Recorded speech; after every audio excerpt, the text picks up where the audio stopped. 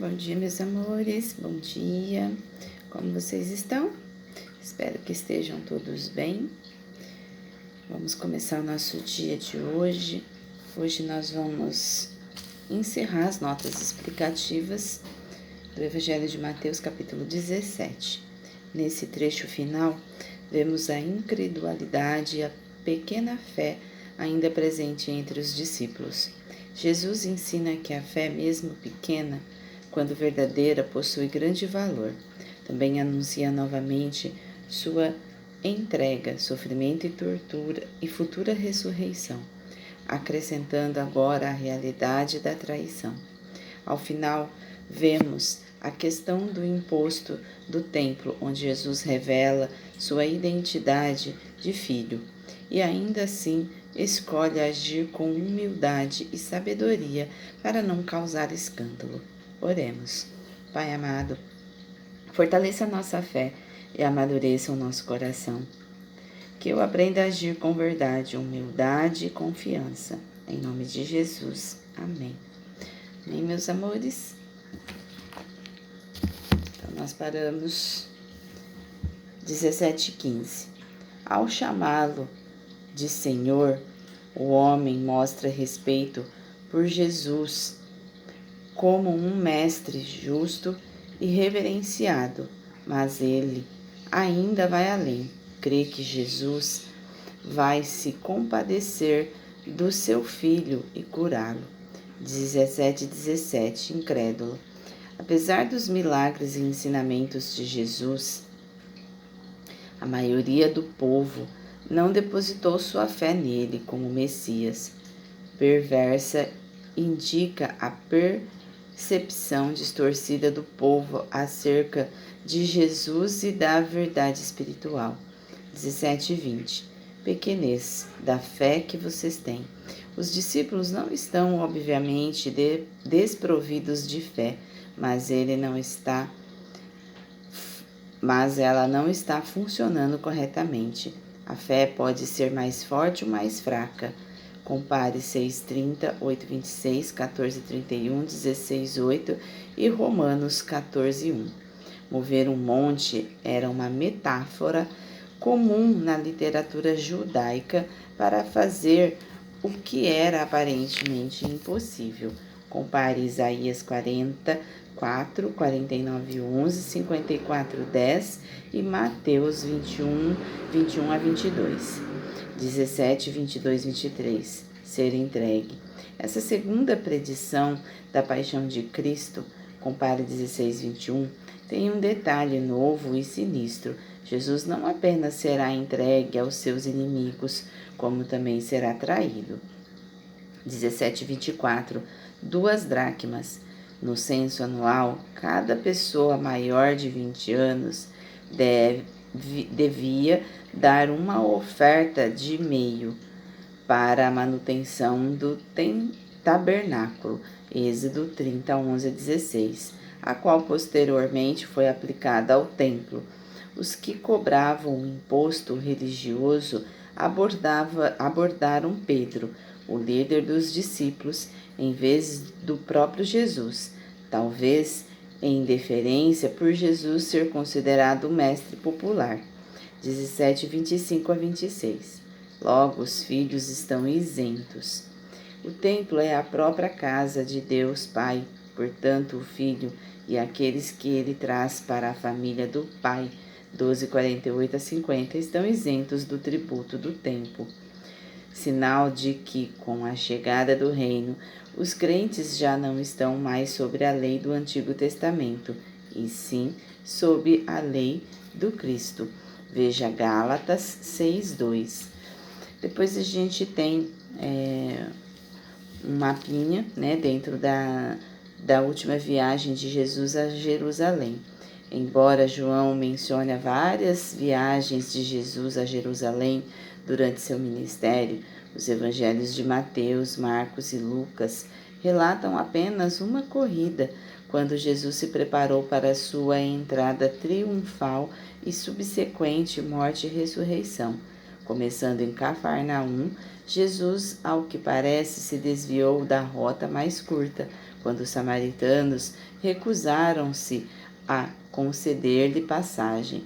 Lucas 9, 51 a 56.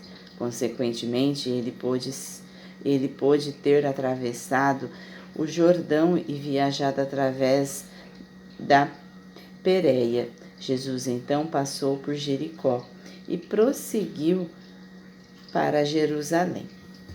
Hoje nós terminamos aqui, amanhã a gente começa o capítulo 18.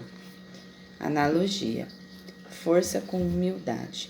Há pessoas que, quando têm razão, querem provar, quando têm poder, querem mostrar, quando poderiam exigir, escolhem confrontar. Mas Jesus nos ensina outro caminho.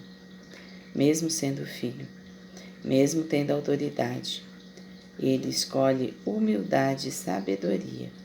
Isso mostra que maturidade espiritual não é usar força o tempo todo, é saber quando agir com paz. Às vezes, a gente, por orgulho ou por ego, a gente quer fazer o nosso modo e acaba entrando na briga para poder ganhar. E muitas das vezes, melhor a gente ficar calado. Jesus ensina muito as escolhas através da humildade e da sabedoria, para que a gente possa sempre viver em paz. Também nos lembra que a fé verdadeira não precisa ser barulhenta. Uma pequena chama pode iluminar muito. Às vezes eu não preciso gritar e fazer escândalos e várias outras coisas que a gente vê por aí para mostrar que a gente tem fé. Porque a nossa fé ela é silenciosa. Ela vai acontecer no nosso íntimo. É nós com Deus. Reflexão do dia. Tenho usado minhas razões para vencer discussões ou para promover a paz?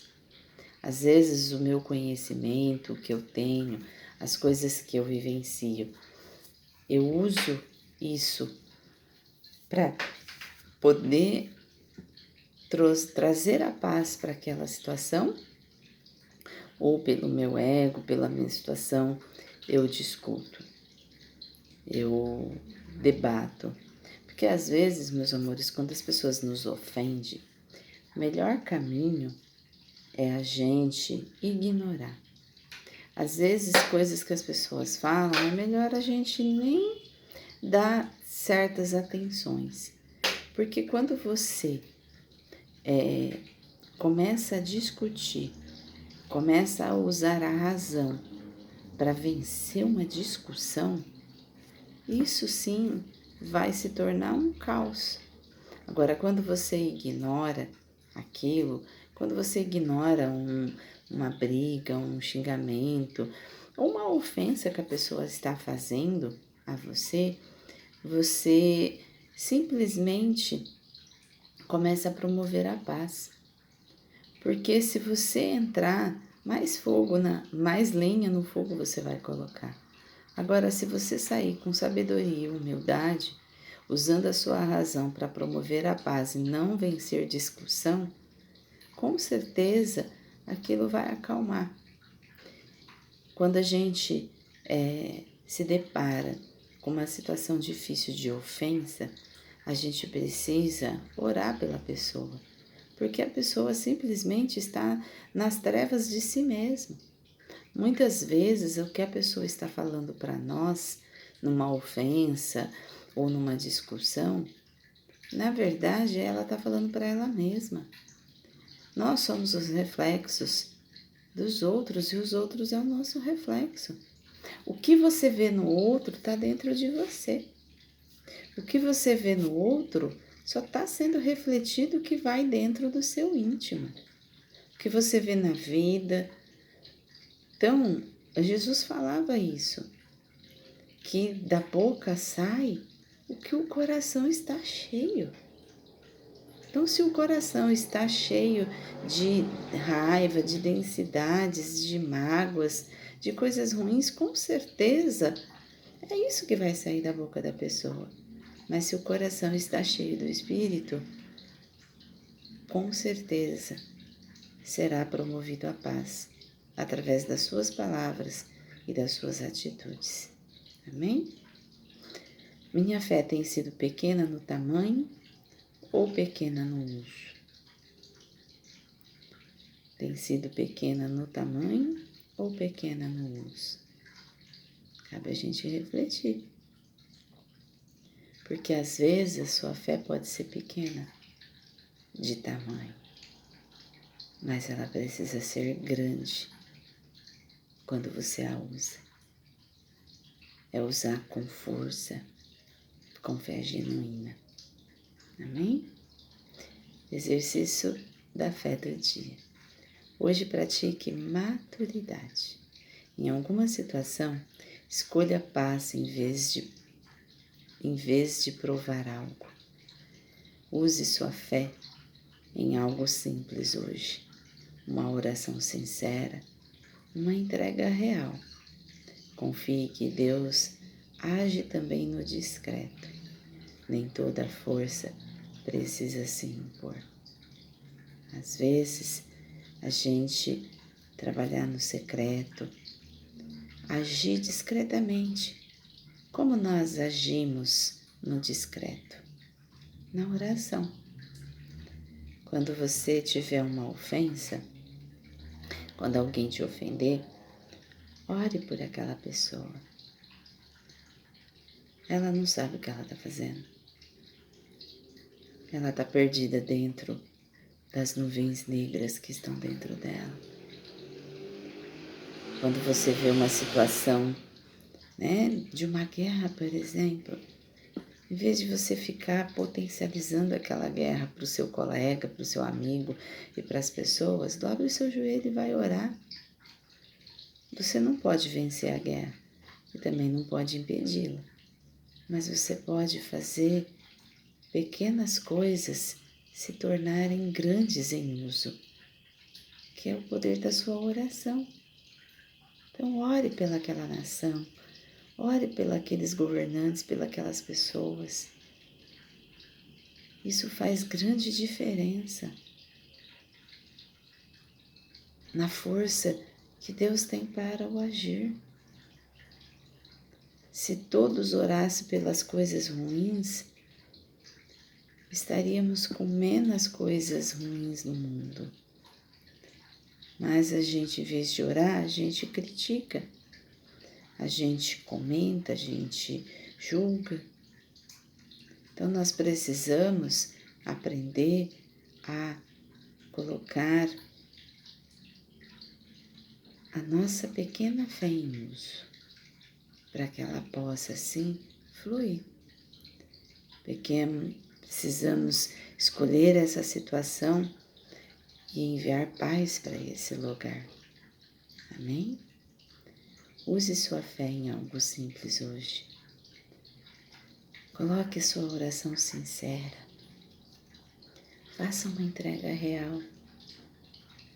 Eu lembro que em dezembro a gente estava fazendo uma semana da virada e cada dia dessa semana a gente fez uma entrega de fé a Deus por um mês do nosso ano.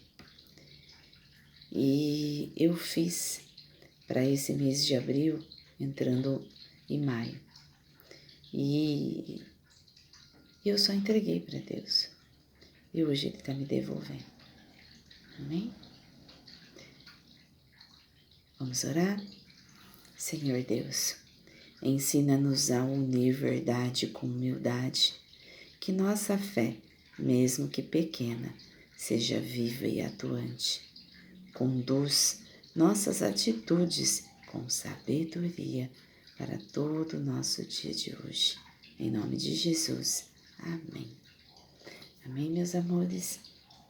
Que possamos, assim, entregar a Deus e permitir que Ele faça o seu agir. Tenhamos fé que tudo que é necessário terá a provisão de Deus. Talvez não no nosso tempo, mas no tempo dele. Amém? Até amanhã. Um ótimo dia.